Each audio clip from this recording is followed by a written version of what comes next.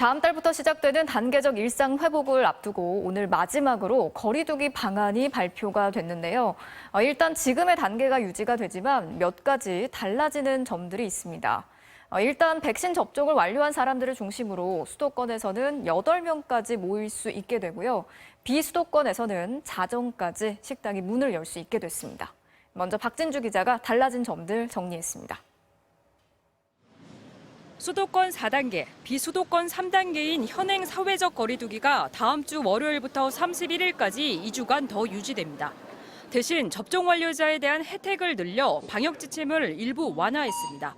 사적 모임은 저녁 6시 전후 구분 없이 4단계 지역인 수도권에서는 접종 완료자 4명을 포함해 최대 8명까지, 3단계 지역에선 접종 완료자 2명을 추가로 허용해 최대 10명까지 허용됩니다. 이 같은 사적 모임 기준은 식당, 카페뿐 아니라 모든 다중이용시설에 적용됩니다. 예방접종 완료자를 중심으로 방역수칙을 완화해서 감염의 위험성은 줄이면서도 일상회복에는 한 발 더 다가가고자 합니다. 영업시간 제한도 일부 완화했습니다. 신규 확진자 비중이 80%를 넘는 수도권의 경우 식당과 카페 영업시간 제한은 밤 10시를 유지하되 독서실과 스터디 카페, 영화관의 영업시간을 자정까지 확대했습니다. 3단계 지역은 식당과 카페 영업시간이 자정까지 2시간 더 늘어납니다. 다중이용시설의 운영시간도 지역의 유행 상황과 시설별 위험도를 고려하여 부분별로 완화하도록 하였습니다. 결혼식은 3, 4단계 지역 모두 식사 여부에 상관없이 접종 완료자 201명을 포함하면 최대 250명까지 모일 수 있습니다. 종교시설은 99명까지 모일 수 있다는 상한선을 없앴습니다. 4단계 지역은 시설 수용 인원의 10%까지 모일 수 있는데 접종 완료자로만 구성한다면 20%까지도 가능합니다. 3단계 지역은 수용 인원의 20%까지, 접종 완료자의 경우엔 30%까지 참석이 가능합니다. 그동안 무관중으로 진행된 4단계 지역 스포츠 경기는 접종 완료자에 한해 실외 경기는 30%까지 관람 인원을 확대했습니다. 다만 경기장 내에서 마스크를 써야 하고 음식을 먹거나 함성을 지르는 행위는 금지됩니다. MBC 뉴스 박진주입니다. 정부는 이번 거리 두기를 일상 회복으로 들어가기 전에 징검다리라고 표현을 했습니다. 일단 방역 수칙을 일부 완화해서 효과를 지켜보겠다는 건데요. 서울 홍대 거리에 나가 있는 취재기자 연결해서 분위기 알아보겠습니다. 자, 김하영 기자, 오늘 거리 두기 조정안이 새로 발표가 됐는데 시민들 반응은 어떻습니까?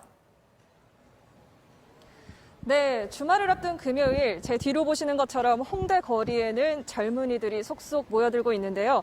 제가 홍대와 신촌일대 음식점들을 돌아다니면서 이번 마지막 거리 두기 조치에 대한 반응을 들어봤습니다. 이 자영업자들은 8명까지 손님을 받을 수 있게 돼 다행이지만 영업시간 제한을 좀 더 풀어줬으면 하는 의견이 많았고요. 시민들은 이전에 비해 자유롭게 모일 수 있게 됐다며 이번 조치를 반긴다는 반응들이 많았습니다. 들어보시겠습니다. 8인으로 다시 또 이제 풀어주시니까 그거에 대해서는 기대감이 조금 있습니다. 아쉬운 거는 시간이 아직도 이제 그대로 하던 대로 유지한다는 게 좀. 백신 맞은 사람 포함해서 인원이 좀 늘어난다고 하니까 그래도 조금 이제 사회생활이나 뭐 이런 것들 조금 자유롭게 할 수 있을 것 같아서 다행인 것 같긴 해요. 정부는 이번 마지막 거리 두기를 단계적 일상 회복으로 가기 위한 징검다리라고 설명했습니다. 방역 체계를 전환하기 전에 접종 완료자를 중심으로 방역을 완화하면서 일상 회복 단계로 부드럽게 넘어가겠다는 겁니다. 단계적 일상 회복 시점은 11월 첫째 주가 될 거라는 전망이 나오고 있습니다. 11월 1일부터 시작될 수 있다는 관측도 있습니다. 다음 주쯤 백신 접종 완료율 70%에 도달하면 면역 형성 기간 2주가 지나고 11월 초부터 일상 회복에 들어갈 수 있다는 계산이죠. 큰 문제가 없다고 그러면 11월 초에도 할 수가 있고 늦어지게 된다고 그러면 다소 연장할 수 있다는 말씀을 드리겠습니다. 관건은 앞으로 2주간 확진자 규모를 안정적으로 유지하는 겁니다.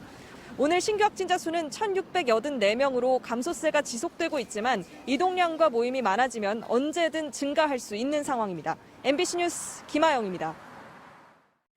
최근 모더나 백신의 추가 접종, 이른바 부스터샷의 필요성을 두고 논란이 있어 왔죠. 미국 식품의약국 전문가들은 모더나의 추가 접종을 권고하는 쪽으로 의견을 모았습니다. 한 차례 접종으로 완료됐던 얀센 백신의 추가 접종 필요성에 대해서도 연구가 진행되고 있습니다. 이 소식은 조희영 기자가 전해드리겠습니다. 미국 식품의약국 FDA는 모더나 백신 접종 완료자들에게도 추가 접종이 필요하다고 뜻을 모았습니다.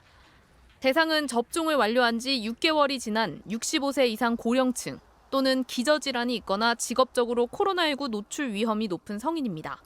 대신 추가 접종 용량은 1회 접종의 절반인 0.25ml로 제한했습니다. FDA 회의에서 일부 전문가들은 모더나 백신은 2번 접종만으로도 충분하다며 추가 접종의 필요성에 의문을 제기했습니다.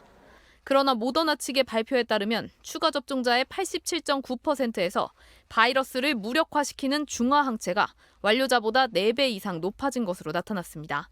화이자 맞은 사람이 모더나를 맞는다든지 모더나를 3번 맞는 거에 대한 자료는 그렇게 많지가 않거든요. 모더나도 자기네들 연구가 있었기 때문에 이제 오케이 받은 거예요. 이와는 별도로 미국 국립보건원은 최근 얀센 접종 완료자가 모더나를 추가 접종하면 항체 수준이 76배, 화이자는 35배 높아진다는 연구를 발표했습니다. 우리나라는 현재 추가 접종에 화이자만 사용하고 있고 아스트라제네카와 화이자 백신 접종 완료자만 추가 접종 대상입니다. 방역당국은 미국 방역당국의 발표 등을 참고해 모더나와 얀센 등의 추가 접종 방안을 이달 말까지 마련할 계획입니다. 아스트라제네카 백신을 접종 완료한 문재인 대통령과 부인 김정숙 여사는 오늘 화이자 백신으로 추가 접종을 했습니다. 다음 주에는 16살과 17살 청소년에 대한 백신 접종이 시작될 예정입니다. MBC 뉴스 조희영입니다.